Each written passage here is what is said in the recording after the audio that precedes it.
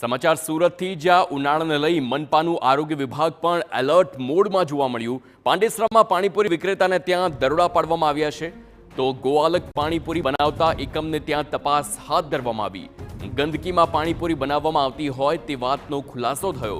મોટા પ્રમાણમાં પાણીપુરીના જથ્થાનો નાશ પણ કરવામાં આવ્યો છે। પાણીપુરીનો જથ્થો નાશ કરી કચરાની ગાડીમાં ભરવામાં આવ્યો છે।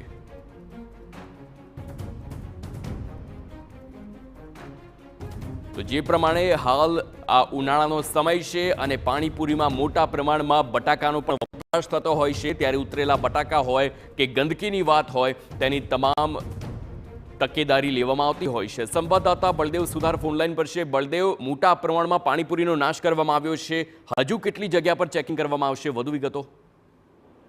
જે રીતે અત્યારે જે ગરમી ચાલી રહી છે અને ગુજરાત સરકારના જે હવામાન વિભાગ તરફથી હીટવેવની જે આગાહી કરી છે, એટલે કે ભારે ગરમી પડી શકે છે, તે દરમિયાન સુરત મહાનગરપાલિકાની અલગ અલગ જે ટીમો છે તે શહેરના અલગ અલગ વિસ્તારોની અંદર જે ખાણી પાણી જે ઠંડા પીણીની જે લારી હોય છે ત્યાં દરોડા પાડવામાં આવે છે। સાથે સાથે જે પાણીપુરીની જે પૂરી જે જે પાંડેસરા વિસ્તારની અંદર જે દરોડા પાડી અને મોટા પ્રમાણમાં જે પૂરીનો જે જથ્થો છે મહાનગરપાલિકાના આરોગ્ય વિભાગ દ્વારા નાશ કરવામાં આવ્યો છે। કારણ કે મોટા પ્રમાણમાં જે આ જે પાણીપુરીની પૂરી જે બનાવવામાં આવતી હતી તે મોટા પ્રમાણમાં ગંદકી જોવા મળી રહી હતી અને ક્યાંક ને ક્યાંક લોકોના જીવના જોખમ ઊભું થાય તે રીતે આ પૂરીઓ છે તે બનાવવામાં આવતી હતી। એટલે જે મેન્યુફેક્ચરિંગ જે છે જે વિસ્તારની અંદર તમામ જે અલગ અલગ વિસ્તારની અંદર દરોડા પાડવામાં આવ્યા હતા। એટલે કહી શકાય કે અનેક મોટા જથ્થો જે કહી શકાય પૂરીનો જે છે તે મહાનગરપાલિકા દ્વારા તેને નાશ કરી અને કચરાપેટીમાં ફેંકવામાં આવ્યો હતો અને હાલમાં જે કેટલાક સેમ્પલો છે તે પણ લેવામાં આવે છે અને તેને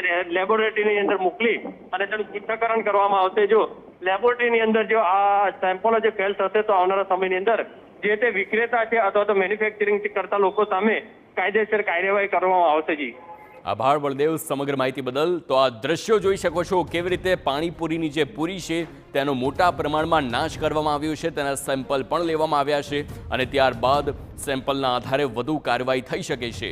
તો ગરમીમાં લોકો બીમાર ન પડે તેને લઈને હાલથી જ આરોગ્ય વિભાગ સતર્ક થઈ ગયું છે અને આ પ્રકારના પાણીપુરીના વિક્રેતા હોય કે પછી અન્ય વિક્રેતાઓને ત્યાં પણ આ પ્રકારની તપાસ હાલ હાથ ધરવામાં આવી રહી છે। આપ જોઈ શકો છો કેવી રીતે આ મોટા પ્રમાણમાં જે પૂરીનો જથ્થો છે તેને પહેલા નાશ કરવામાં આવે છે, ત્યારબાદ કચરાની ગાડીમાં ફેંકવામાં આવે છે।